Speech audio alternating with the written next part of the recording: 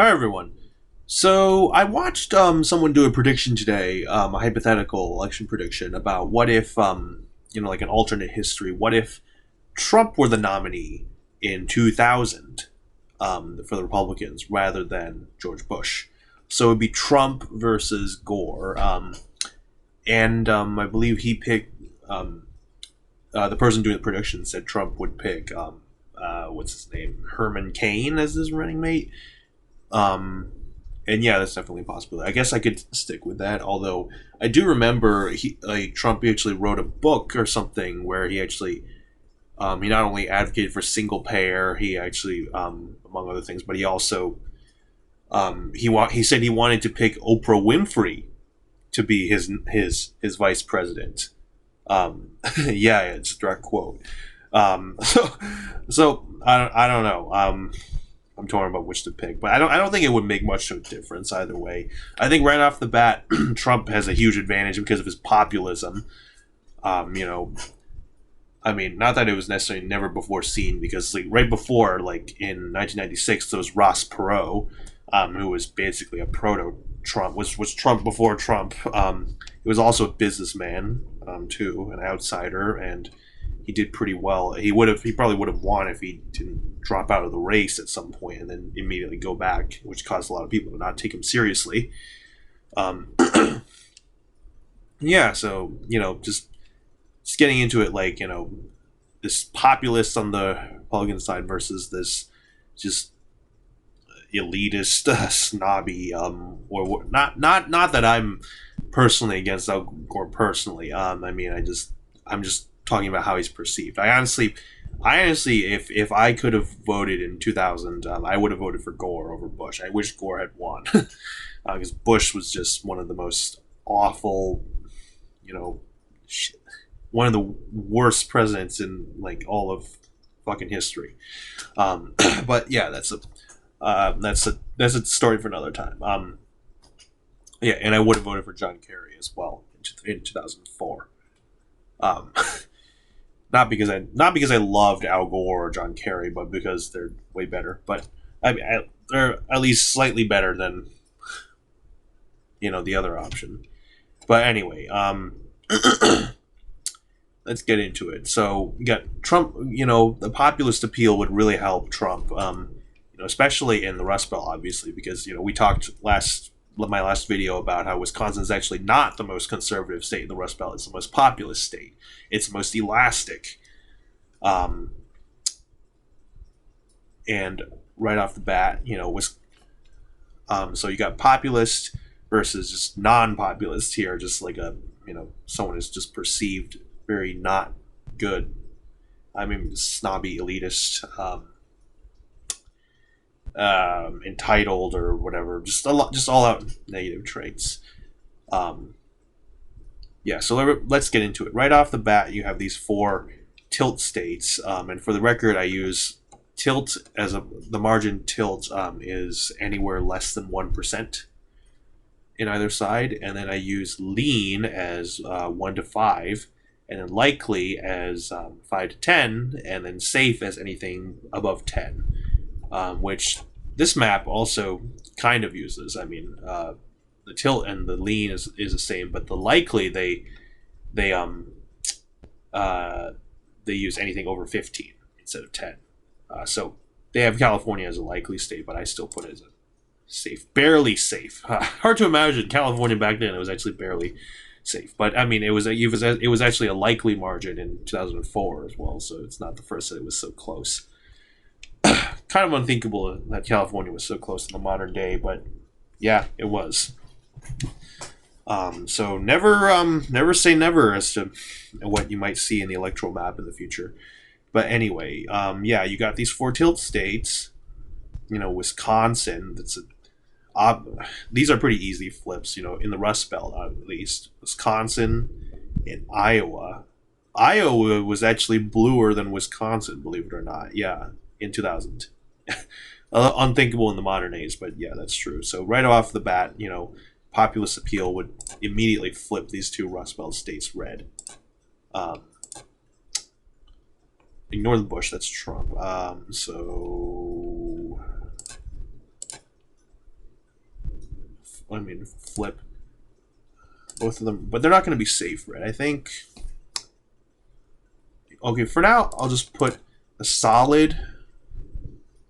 But no. What would it go by? I think. I mean, there's a. I feel like they respond so well to populism, so probably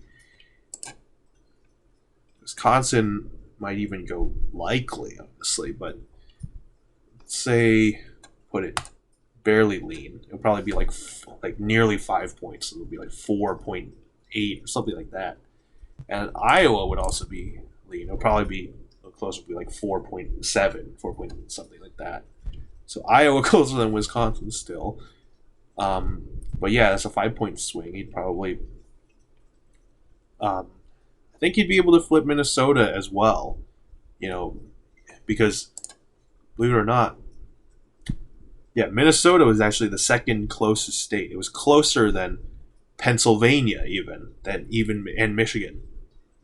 Again, that's also a little unthinkable in the modern age. But yeah, Minnesota was actually the second closest state in the Rust Belt to flip. So yeah, I mean, the thing is, Minnesota doesn't. It also trended like the least amount red from compared to all the Rust Belt states from like 2012 to 2016.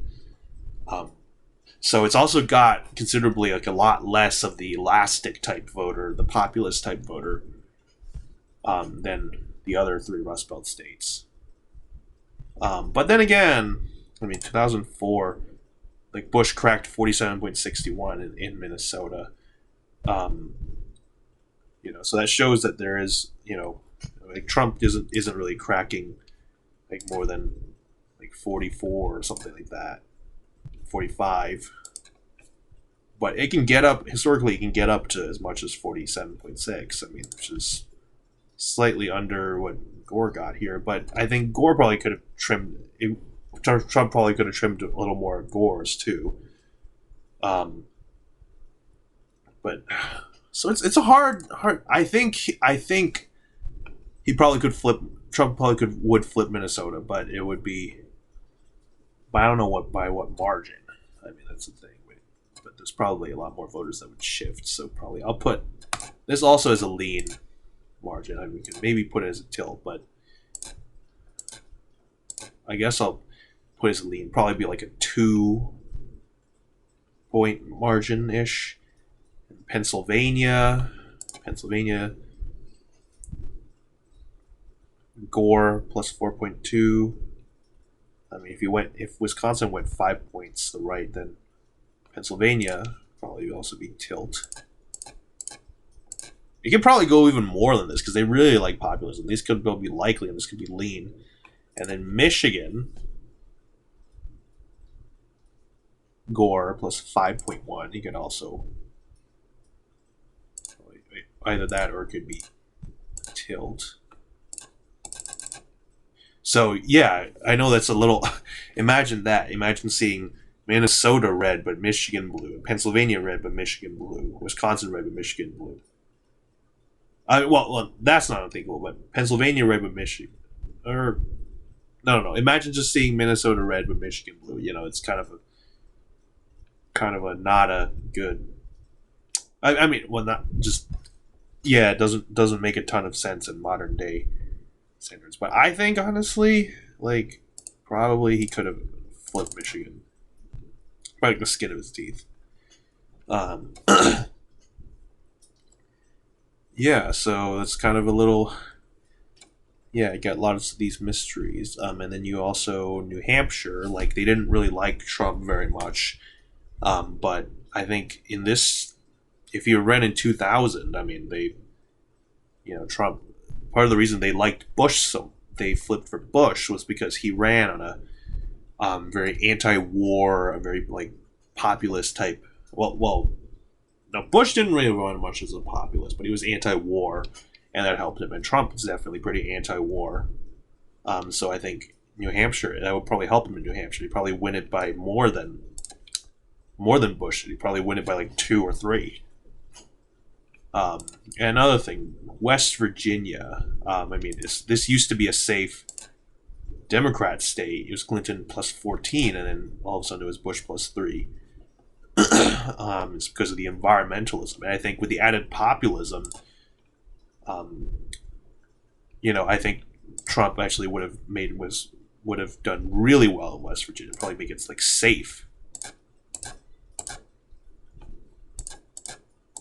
Um, and also because West Virginian voters, they're like kind of like they're like a recipe for perfection for like the new Republican Party. For a Republican Party that's going to become, the party of like people who are economically very left and socially very right. Like a Tulsi Gabbard or National Socialists, that kind of thing. Um, so, like West Virginia voters are exactly that way. They're economically very left and they're socially very far right. They're just it used to vote for Clinton and on the Democrats because they were economically left, but then once the economic appeal disappeared in 2000, which is because Gore was perceived as an environmental extremist, so they didn't have any more economic reasons to vote for the Democrat Party, and that's why they voted Republican, and they've been doing that ever since, because they lost the economic appeal. But Trump being, economically left and socially right, that's like West Virginia voters love that. So West Virginia, I think he could even make it like safe, like maybe barely safe, like a 10% margin or something like that, or 11%. Yeah. So what else? I think Oregon was also super close. Surprisingly, I think yeah, with the added populism, because he did pretty well in Oregon in 2016. I think Oregon could have flipped, but by a much lesser margin than Rust Belt states. It would have been like by the skin of his teeth. I think he would have overcome it. Just it would be a tilt margin. But on the other hand, I think Nevada, with the I'm not sure if the anti-Mexican rhetoric and all that stuff might help him that much in that state. But then again, it is also trending very red since since Trump came in. So I don't know. I think maybe it could have gone down. I mean, the thing is, like, Hispanics are trending so red now, but they weren't doing that in 2016. They were, well, slightly they were, but not by much. A lot of Hispanics still like feared Trump back then because they believed all like the Democrat, the whole the attacking points, the whole Trump is Hitler, Trump hates Hispanics, all that kind of stuff. That's why Florida in 2016 was so close. It's because of Hispanics just being having reservations about him. But once in 2020, you got they stopped. They realized all that the attacking points were just not true. They started floating to Trump in droves. So I guess I would treat this a lot more like a 2016 type of election because this would be Trump's like first time going for it. So Florida, the populist appeal would help a lot more. But then again, yeah, the Hispanics. So I don't know about Florida. I don't know which way it would go. I mean, he would have much more appeal than Bush. But yeah, it's hard to say. I guess I'll keep it as a tilt margin. Florida could really go either way. I feel like in this year, I actually wouldn't be surprised if it flipped blue narrowly, but maybe being. He might not do that well with Trump. Might not do that well with Cubans because he was openly pro single payer healthcare. Al Gore could actually attack him from the right, ironically, economically about that. So he might, as they say, Trump is a socialist, and then that might flip the state blue. So Florida could go blue, while Wisconsin and the Rust Belt go red. Yeah. And Nevada could probably get narrower. It could probably, not sure they really like the socialists in Nevada, so it could be tilt. It could narrow down to what election? It could narrow down to like a less than 1% margin for the Republicans. In Arizona also, I mean, it was only Bush plus 6.3. It could probably get down to like a lean margin, like just barely below lean, like a 4 point or something like that. I mean, I'm sure Trump probably wouldn't have dicked McCain, which so he wouldn't have done so bad in the state. But like, yeah, he's not the best candidate for Arizona, and I think it'd probably be like Gore. I mean, Trump plus 4 or something like that. Just barely better than how he actually did against Hillary Clinton in 2016. Like he only won the state by 3 points. And then Georgia wouldn't have had these trends because Atlanta wasn't so big back then. Tennessee might even, it's Gore's home state. Probably would have gone a bit. Like Trump probably would have way more appeal in a national populist state like Tennessee and in Missouri. So probably these would go into likely margins.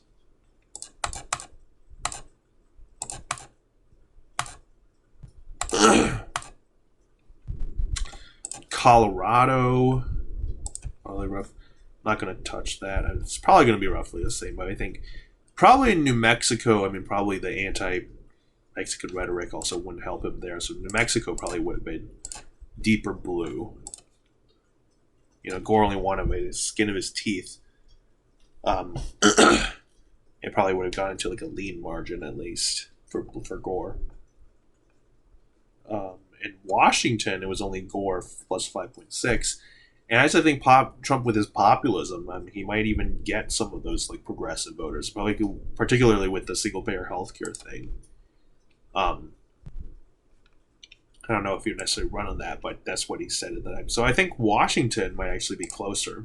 Washington might be like a 2 or 3 point margin, or heck, honestly, I mean, if the single-player healthcare thing played out, he probably could flip it. Probably could make it tilt red even. But I'm just going to say I'm just going to be safe. I'm going to just keep it as lean. Some of these states might get a lot narrower with the whole single-payer thing because they aren't super fond of that. I mean, the like the generic conservative states like Wyoming or something, but not national populous states like Kentucky and Tennessee. These will all be this way safer. Arkansas probably get deeper red. It's a national populous state. Louisiana probably less red. Sorry. And Ohio probably would have been likely. It will go 3.5 to like maybe 6 or 7 or 8. Just like it did in our timeline in 2016. Yeah, so I guess this is my prediction. One more thing. Maine 2nd District, Gore plus 1. Let's shift it maybe 5 points to the right so it would be lean red. But then Maine 1 be Gore plus 7.9. Probably it might even get into like the lean margins, but then it's like, then in that case, Maine at large, flip Maine at large.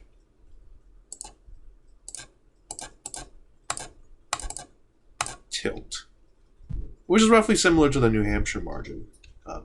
New Hampshire. I guess it makes sense if you flip New Hampshire, you'd probably flip Maine at large too. Vermont was only Gore 9.9. Progressives might actually sign up, so it would actually probably get less blue, probably get to like a 7 or 6 point margin for Gore. So not looking super good for the Gore campaign. Yeah, I think that's my prediction. I have Trump with 325 and Gore with 212. Although, I think maps like even something like this could be realistic. Oh, well, not with these solid or anything, but I'm not going to bother with margins, but I think even a map like this would have been fine. I mean, it would have been realistic. Or alternatively, or this, or this, or this, or lots of weird maps here. Just saying. I'm just pointing out. So yeah, thank you for watching, and like, comment, and subscribe, and I'll see you all later.